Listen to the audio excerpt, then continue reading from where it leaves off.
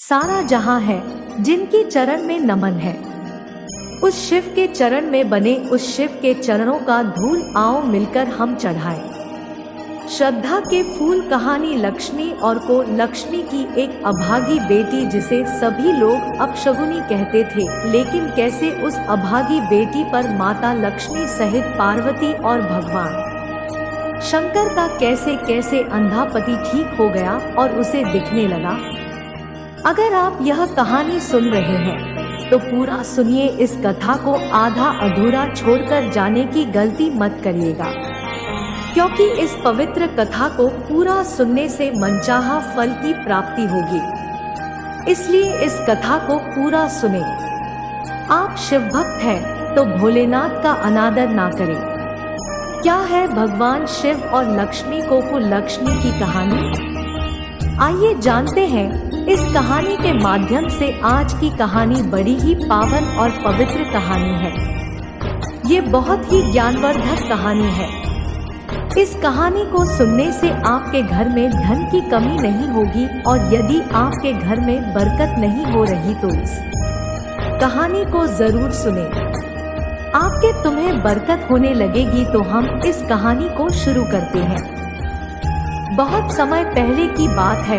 एक नगर में एक राजा और रानी बड़े ही हंसी खुशी से राज किया करते थे। वो राजा अपनी रानी से बहुत ही प्रेम किया करते थे, अत्यधिक प्रेम करते थे, और रानी भी राजा का खूब सम्मान करती। यदि राजा अपनी रानी को एक पल के लिए नहीं देखते तो वो बेचैन हो जाते। अगर रानी किसी कार्य से कहीं चली जाती, अपने मायके चली जाती या कहीं मंदिर पूजा पाठ के लिए चली जाती, उन्हें बड़ी घबराहट होने लगती। इतना प्रेम करते थे वो अपनी रानी से। इसी तरीके से धीरे धीरे दिन व्यतीत होता है और वो रानी गर्भवती हो जाती है। 9 महीने बीतने के बाद उस रानी ने एक सुंदर सी पुत्री को जन्म दिया। लेकिन दुर्भाग्य देखिए, उस पुत्री को जन्म देते हैं रानी भगवान को प्यारी हो गई। वो इस दुनिया को छोड़कर चली गई। अब राजा को यह खबर मिली तो राजा अत्यंत दुखी हुए। उन्हें इतना दुख लगा कि वो क्या दोष अपनी पुत्री पर डाल दिया। वो समझते हैं मेरे इसी पुत्र के कारण मेरी रानी मुझसे आज दूर हो गई। वो इस दुनिया को छोड़कर चली गई, इसलिए वो राजा अपनी ही बेटी को भरा है नफरत किया करते। बड़ा ही नफरत, इतना अधिक नफरत की उसे देखना तक पसंद नहीं करते। वो तो दाई से यहाँ तक कह देते हैं कि दाई इस बेटी को जहर देकर मार दो, मैं इसका मुख तक नहीं देखना चाहता। मेरी प्राणों से प्रिय इसी के कारण मर गई। ये तो है। भाई को उस बच्ची पर बड़ा ही तरस आता है, उससे बड़ा ही दुख होता है। वो सोचती है फूलों से भी कोमल इस राजकुमारी को राजा ने त्याग दिया, इसका मुख नहीं देखना चाहती। तो वो दाई राजा से विनती करने लगती है, नहीं महाराज आप कुछ मत करिए, इस पुत्री को मैं पालूंगी, वो सूंगी होंगी, इसी महल में रहेंगी, लेकिन आप इतना बड़ा अनर्थ मत करिए। उस दाई के समझाने पर राजा समझ गया। राजा ने अपनी कन्या को मार का निश्चय छोड़ दिया। धीरे धीरे भाग कन्या भरी होने लगती है। दादी उसका पालन पोषण करने लगती है। उसी महल में रहकर वो बच्ची दिन भर मजदूरों की तरह काम करती है। लगता ही नहीं था कि वो राजा की पुत्री, लगता था किसी नौकर की बेटी है। राजा उसे कभी देखना तक नहीं चाहते, हमेशा दुत्कारते रहते। अब इसी तरीके से एक दिन राजा ने अपनी दूसरी शादी कर ली। राजा के घर में एक और रानी आ गई। अब राजा धीरे धीरे अपनी दूसरी पत्नी में मग्न हो गया। अब इसी तरीके से उस रानी ने भी एक पुत्री को जन्म दिया, और राजा ने बड़े ही प्रेम से अपनी उस दूसरी पुत्री का नाम लक्ष्मी रखा, क्योंकि उसके जन्म लेने के बाद उसकी माँ को कुछ नहीं हुआ था, इसलिए राजा बड़ा खुश होता है। उसने उसका नाम लक्ष्मी रखा। अपनी पहली बेटी उसका नाम को लक्ष्मी रखा था। अब इसी तरीके से दोनों बच्चियां उस महल में पलने बढ़ने लगी, एक राजकुमारी की तरह तो एक नौकरानी की तरह। लेकिन थी दोनों राजकुमारी अंतर देखें। अब ऐसे ही धीरे धीरे दोनों बेटी बड़ी हो जाती है, जवान हो जाती है, शादी के योग्य हो जाती है। एक दिन की बात है, महल के बाहर सफाई करते समय को लक्ष्मी को कुछ साधु महात्मा प्रवचन पूजा पाठ करते हुए दिखते हैं। उससे बड़ी ही उत्सुकता होती है। वह अपना सारा काम धाम छोड़कर उस साधु संतों के पास चली जाती है और बैठकर उनका प्रवचन भजन कीर्तन सुनने लगती है। उसे इतना अच्छा लगता है कि वह रोज अपने काम से समय निकालकर उस साधु की कुटिया में चली जाया करके और रोज अच्छे अच्छे ज्ञान कथा कहानी वेद शास्त्रों ग्रंथों का पाठ किया करता। उसे ज्ञान होने लगा था। वह बहुत ही ज्ञानी हो जाती है, भगवान में बहुत रुचि रखने लगती है, भगवान का बहुत पूजा पाठ करती है, भोलेनाथ को नित्य प्रति जल चढ़ाया करे, माता लक्ष्मी की पूजा करते। राजा के कुछ मंत्रियों और सलाहकारों ने राजा से कहा, महाराज आपकी पुत्री बड़ी हो गई है, अब उसका वहाँ कर देना चाहिए।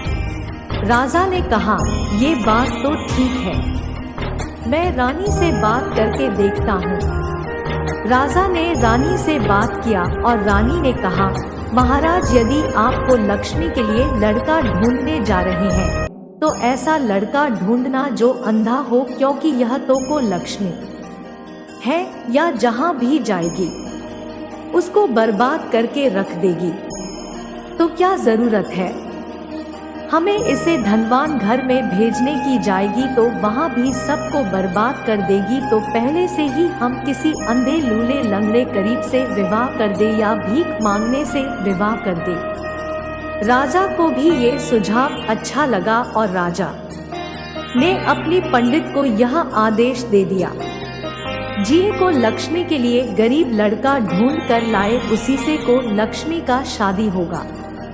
आप पंडित नगर की तरफ चल पड़ता है। चलते चलते उसे न घर में एक भिखारिन दिखती है। उस भिखारिन का बेटा अंधा था। तब पंडित ने सोचा यह रिश्ता अच्छा होगा। किसने भिखारियों से कहा, भिखारिन क्या तुम अपने पुत्र का विवाह करना चाहूंगी? भिखारिन ने कहा, अरे पंडित जी, मैं अपने पुत्र का विवाह कैसे कर सकती हूँ, ये तो अंधा है। तब पंडित जी बोले, अरे मूर्ख, संभल जाओ, तुम्हारे लिए, तुम्हारे बेटे के लिए बहुत ही अच्छा रिश्ता आया है। राजा का रिश्ता आया। राजा अपनी बेटी का विवाह तुम्हारे पुत्र से करना चाहते हैं। तुम्हारे तो भाग्य ही खुल जाएंगे। अब वह अंधी बुढ़िया तैयार हो जाती है, बहुत खुश हो जाती है कि राजा से हमें ढेर सारा धन दौलत मिलेगा। राजा अपनी बड़ी बेटी को लक्ष्मी का विवाह उस अंधे से कर दिया और दहेज कुछ नहीं दिया। जब बड़ी बेटी का विवाह कर देते हैं तो वह छोटी बेटी का भी, जिसका नाम लक्ष्मी था, उसका भी विवाह एक राजा महाराजा से करते हैं। अब दोनों बेटियों का विवाह हो चुका था। दोनों अपने ससुराल चली गई थी। अब जब को लक्ष्मी अपने घर, अपने ससुराल पहुंचती है तो उसने देखा कि घर में तो कुछ भी नहीं है। मैं खाना किस चीज से पकाऊं को? लक्ष्मी ने कहा, सासू माँ, मेरी माँ ने मुझे कोई इच्छा में जाकर दिया है, मैं उसी को पका देती हूँ। सास ने भी हाँ कह दिया। लक्ष्मी उस चावल को पकाकर अपनी सास और अपने पति को खिला देती है और अपने भूखे पेट सो जाती है। चावल इतना पर्याप्त नहीं था कि 3 जनों का खाना बन सके। अब इसी तरह सुबह होती है तो उसका पति भीख मांगने के लिए चला जाता है। अब सास भी भीख मांगने के लिए चली जाती है। जब शाम होती है तो दोनों लोग घर वापस आते हैं। तब को लक्ष्मी ने अपने सास से कहा, सासू माँ आप लोग भीख मांगते हैं तो इतने में हम लोगों का गुजारा नहीं हो पाता, ठीक से पेट नहीं भर पाता, आप मुझे आज्ञा दें तो मैं भी कुछ काम करूँगा। सास ने कहा, बेटी तुम तो एक राजकुमारी हो, महल में रही हो, तुम ये सब कैसे करोगी? तब को लक्ष्मी बोली कि थोड़ा मुश्किल तो होता लेकिन मुझे इसमें कोई तकलीफ नहीं। अगर आप गरीबी में जी सकते हैं तो मैं भी गरीबी में जी सकती हूँ। वैसे भी मुझे सारा काम करने की आदत है। सास बोली, बेटी तुम इतने गुणवान हो, इतनी हो, लेकिन मुझे यही समझ में नहीं आ रहा है कि तुम्हारे पिता ने मेरे घर तुम्हारा विवाह कैसे कर दिया। अब अपने सास से आज्ञा लेकर को लक्ष्मी एक टोकरी ककड़ी लेकर बेचने के लिए चली जाती है। वह ककड़ी लेकर से शिव मंदिर के पास बैठ जाती है और सबको ककड़ी बेचने लगती है। धीरे धीरे करके उसकी सारी काकड़ियां बिक जाती है। सिर्फ 2 ककड़ी बच गई थी। अब उसे भी बेचना चाहती थी तो भगवान शिव और माता पार्वती को उसकी परीक्षा लेने की इच्छा। भगवान शिव और माता पार्वती साधु का भेष बनाकर उसको लक्ष्मी के पास पहुंच जाती है। माता पार्वती ने कहा, प्रभु इसको लक्ष्मी के पास कितना सुंदर कितना स्वादिष्ट बकरी है, मेरा तो ककड़ी खाने का इच्छा हो रहा है। से प्रभु क्या हम इसके यहाँ से ककड़ी ले सकते हैं? भगवान शिव ने मना कर और कहा, नहीं प्रिय, अगर हम उससे ककड़ी लेंगे तो हमें उसे कुछ देना होगा तभी तो ककड़ी ले सकते हैं। तब माता पार्वती इस जिद पर वह बोली, नहीं मुझे तो सिर्फ बिना पैसों के ही ककड़ी लेनी। अब इसी तरीके से माता पार्वती जी जिद करने लगती है और उसको लक्ष्मी के पास पहुंच जाती है और कहती है कि पुत्री मुझे बहुत ज्यादा भूख लगी है, क्या तुम मुझे यह ककड़ी दे सकती हो? लेकिन हाँ, मेरे पास पैसे नहीं हैं, मैं पैसे नहीं दे सकी को लक्ष्मी ने कहा। हे माँ, तुम भी तो मेरी माता समान हो, अगर आपको पसंद है, आपकी इच्छा है तो आप इस ककड़ी को खा सकते हैं। मुझे 1 रुपया भी नहीं चाहिए, आप मेरी माँ है, माता समान ही। बचपन में मेरी माँ मर गई, मेरे पिता मुझसे ईर्ष्या करते हैं, मेरे पिता मुझे देखना नहीं चाहते और ऊपर से मेरे पति अंधे हैं। मेरे सास भीख मांगती है, मेरे पास बस माँ की कमी थी तो मैं समझती हूँ कि आप ही मेरी माँ हो। मैं अपनी माँ को ककड़ी खिला रही हूँ, आप प्रेम से इस ककड़ी को खा लें। माँ पार्वती ने खुशी खुशी उसका ककड़ी को खाया और बोली, ये बेटी मैं बहुत दूर से आई हूँ, मेरा पैर दुख रहा है, क्या तुम मेरे पैर को दबा दूंगी ना? कहने की दे रही थी कि तुरंत को लक्ष्मी ने माता पार्वती का पैर दबाने लगी। दबाते दबाते माता पार्वती वहीं पर सो जाती है। आप जब कौन लक्ष्मी देखती है कि माता पार्वती को ढेर सारा पसीना हुआ है, वह पसीना से डूब गई है, वो अपने आंचल का हवा माता पार्वती को देने लगती। माता पार्वती सब देख रही थी, सब समझ रही थी, वह सोई तो नहीं थी, बस सोने का नाटक कर रही थी। उन्होंने सोचा कि यह कुललक्ष्मी कितनी अच्छी है, कितनी मधुर स्वभाव की है, दिल में कितना दया भावना है। ये मुझे अपने बच्चे की तरह अपने पैर पर सुलाकर आंचल से हवा कर रही है और मेरे पति भोलेनाथ ना जाने क्यों इस बेचारे का परीक्षा लेते, कुछ नहीं दिया। जब बड़ी बेटी का विवाह कर देते हैं तो वह छोटी बेटी का भी, जिसका नाम लक्ष्मी था, उसका भी विवाह एक राजा महाराजा से करते हैं। अब दोनों बेटियों का विवाह हो चुका था, दोनों अपने ससुराल चली गई थी। अब जब को लक्ष्मी अपने घर अपने ससुराल पहुंचती है तो उसने देखा कि घर में तो कुछ भी नहीं है। मैं खाना किस चीज से पकाऊं को? लक्ष्मी ने कहा। सासू माँ, मेरी माँ ने मुझे कोई इच्छा में जाकर दिया है, मैं उसी को पका देती हूँ। सास ने भी हाँ कह दिया। लक्ष्मी उस चावल को पकाकर अपनी सास और अपने पति को खिला देती है और अपने भूखे पेट सो जाती है। चावल इतना पर्याप्त नहीं था कि 3 जनों का खाना बन सके। अब इसी तरह सुबह होती है तो उसका पति भीख मांगने के लिए चला जाता है।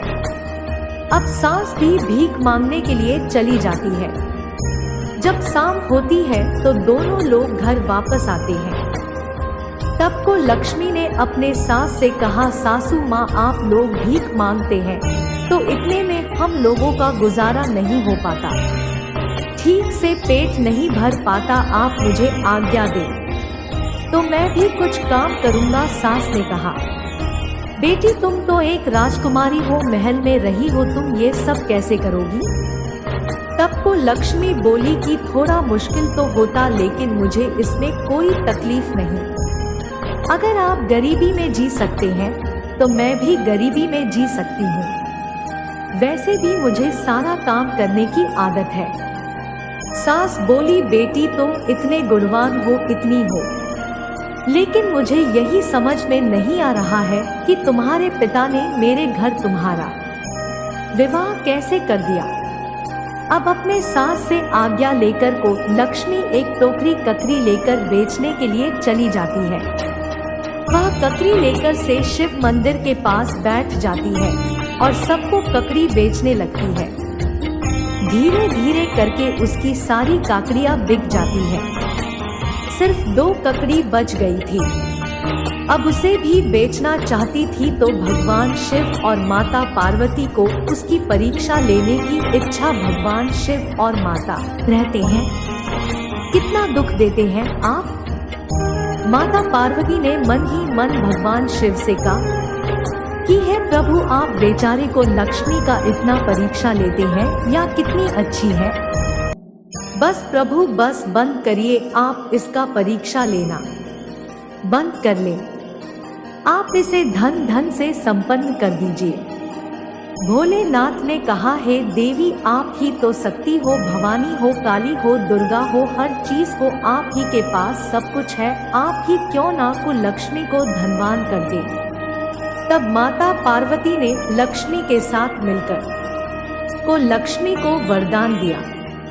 माँ पार्वती ने कहा, को लक्ष्मी तुम्हें क्या चाहिए को? लक्ष्मी ने कहा, माँ मुझे कुछ नहीं चाहिए। तब माता पार्वती ने एक मुट्ठी भूत को लक्ष्मी को दे दिया और कहा, इसे ले जाओ, मेरे पास यही था। हम लोग तो साधु संत हैं, हम क्या दे सकते हैं, हम बस भूत दे सकते हैं। इसे अपने घर ले जाओ, इच्छा करे तो रखना, ना इच्छा करे तो फेंक देना। को लक्ष्मी उन्हें प्रणाम करती है। शाम को अपने घर चली जाती है और अपनी सासू माँ से कहती है, सासू माँ, आज मंदिर में एक साधु आए ना आए थे, मैंने उन्हें ककड़ी खिलाया तो उन्होंने ककड़ी के बदले मुझे एक मुट्ठी दिया है। सासू माँ ने, हाँ बेटी, यह तो बहुत अच्छी बात है। अगर साधु महात्मा बुद्ध देते हैं तो उनका सम्मान करना चाहिए। तुम ऐसा करो, इसको बड़े जतन से अच्छे से रख दो। आपको लक्ष्मी अपने पति से पूछती है कि ये जी मैं इस भागवत का क्या करूं? उसका पति बोला, को लक्ष्मी, तुम इस भूत को थोड़ा बक्से में, थोड़ा घर के चारों कोनों में है और बाकी वजह सभी घरों में है। पूरा घर पवित्र हो जाएगा। आप इसी तरीके से को लक्ष्मी ने थोड़ा भूत संदूक के बक्से में रखा और 4 कोनों में थोड़ा थोड़ा भूत अपने घर में रख दिया। बाकी के भूतों को पूरे घर में छोड़ दिया। अब इसी तरीके से वह लोग खाना पीना खा पीकर सो जाते हैं। जब सुबह आँख खुलती है तो को लक्ष्मी ने देखा पूरा घर महल हो गया है। महल के बाहर बाग बगीचे हो गए हैं।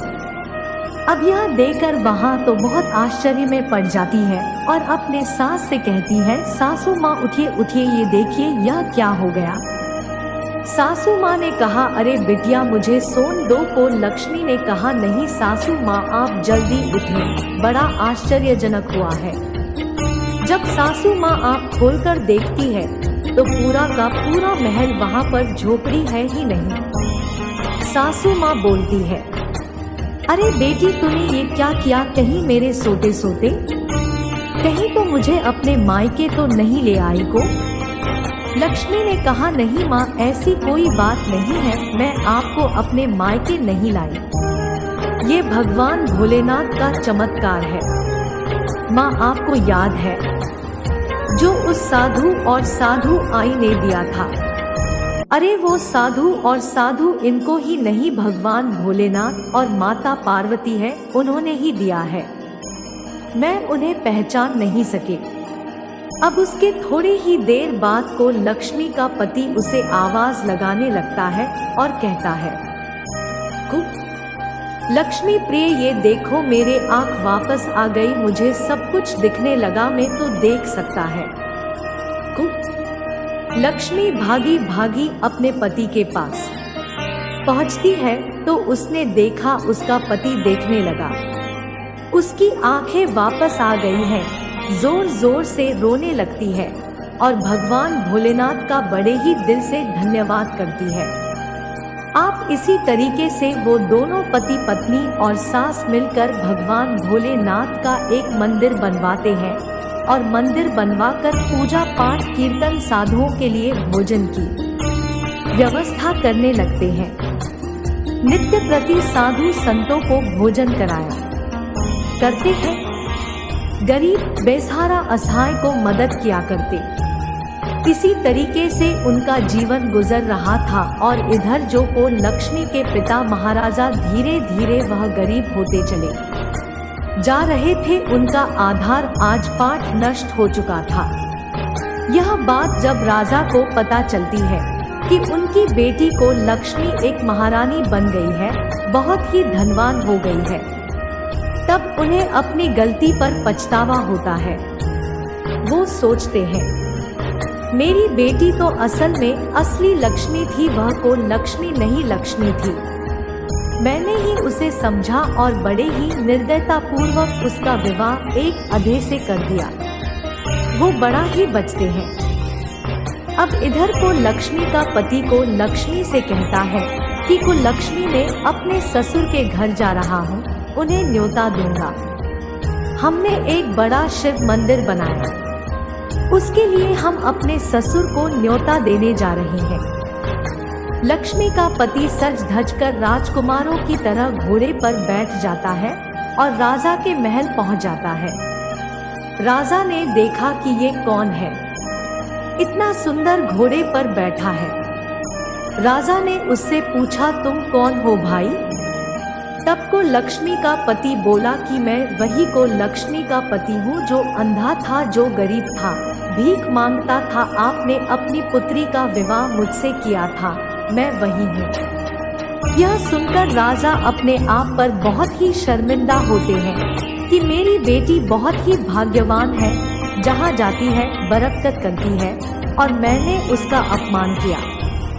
वो राजा तुरंत अपने दामाद से क्षमा मांगते हैं और तुरंत अपनी बेटी को बुलावा भेजते हैं और अपने यहाँ बुला लेते हैं। बहुत ही सम्मान से उसका स्वागत किया जाता है, राजकुमार की तरह आदर सत्कार होता है। पहली बार उस राजा ने अपनी बेटी का आदर सत्कार किया, इतना उसे सम्मान दिया, उसे अपनी बेटी की तरह हृदय से लगाया। आप इसी तरीके से को लक्ष्मी अपने पिता के घर आया जाया करती और धीरे धीरे राजा धनवान होने लगे। राजा का राजपाट फिर से वापस आने लगा। अब इधर जो छोटी बहन लक्ष्मी थी, वह जहाँ जाती है उसका पूरा घर धीरे धीरे बर्बाद होता चला गया था। वह गरीब हो गई थी, उसकी सास हमेशा उसे ताने मारती थी, उसके घर में हमेशा कलह होता, झगड़ा होता। इस बात से परेशान होकर अपने पिता के घर आती है और कहती है, पिताजी मेरे घर में तो सब कुछ बर्बाद हो गया है। मेरी सास मुझे हमेशा कहती है कि तुम्हारे आने से मेरा घर बर्बाद हो गया, सब कुछ नष्ट हो गया, अब मैं क्या करूं? इस बात को लक्ष्मी भी सुनती है। लक्ष्मी ने अपनी बहन से कहा, बहन तो मेरी बहन है, मैंने तुम्हें हमेशा प्रेम किया, आज मैं जो तुम्हें बताने जा रही हूँ उसे ध्यान से सुनना। तुम भगवान भोलेनाथ माता पार्वती का पूजा करो, उनका मंदिर बनाओ, दान दक्षिणा करो, गरीबों का मदद करो, भूखों को खाना खिलाओ, ये सारी चीज तुम करोगी तो तुम पर अवश्य भगवान भोलेनाथ सहित माता पार्वती और माता लक्ष्मी का कृपा होगा। मेरे साथ भी यही हुआ था, मैंने भी ऐसा ही किया था। हमेशा बोर्ड है, बुजुर्गों का सेवा कर सम्मान करो। अगर तुम ऐसा करोगे तो निश्चित ही तुम्हारा भाग्य बदलेगा। लक्ष्मी को लक्ष्मी कोई नहीं होता, उसके कर्म ही उसे लक्ष्मी और को लक्ष्मी बनाते हैं। यदि तुम्हारा कर्म अच्छा रहेगा, तुम्हारी भावना अच्छी रहेंगी तो तुम्हारे घर में लक्ष्मी का वास होगा। अपनी बेटी की यह बात सुनने के बाद राजा को बहुत बड़ी सीख मिलती है। आपको लक्ष्मी का पूरा परिवार एकजुट हो गया था, उसका ससुराल धनी हो गया था, पति की आंखें वापस आ गई थी और उसके पिता का राजपाट भी अच्छे से चलने लगा था। बहन भी भगवान में रुचि रखने लगी थी, पूजा पाठ करने लगी थी, उसका भी घर परिवार बस जाता है, फिर से उसका घर हरा भरा हो जाता। अब इसी तरह को लक्ष्मी का पूरा परिवार उसे वापस मिल जाता है, सभी लोग खुशी खुशी रहने लगते हैं। भगवान भोलेनाथ माता लक्ष्मी की असीम कृपा को लक्ष्मी पर बरसती है। तो इसी प्रकार से मन से कोई भी सगुन आप शगुन नहीं होता। इसी प्रकार से मनुष्य अपने कर्मों से अपने भाग्य का निर्माण करता है। वो अपने व्यवहार से लोगों का दिल जीता है, अपने पुण्य कर्मों से धनवान होता है, उस पर माता लक्ष्मी की कृपा बरसती है। इस वीडियो को बोलते समय कोई त्रुटि हो तुम्हें क्षमा चाहती हूँ। उम्मीद है आप सभी को यह वीडियो अच्छी लगी होगी। अगर आप शिव के सच्चे भक्त हैं तो चैनल को सब्सक्राइब और वीडियो को लाइक करके कमेंट में हर हर महादेव लिखें।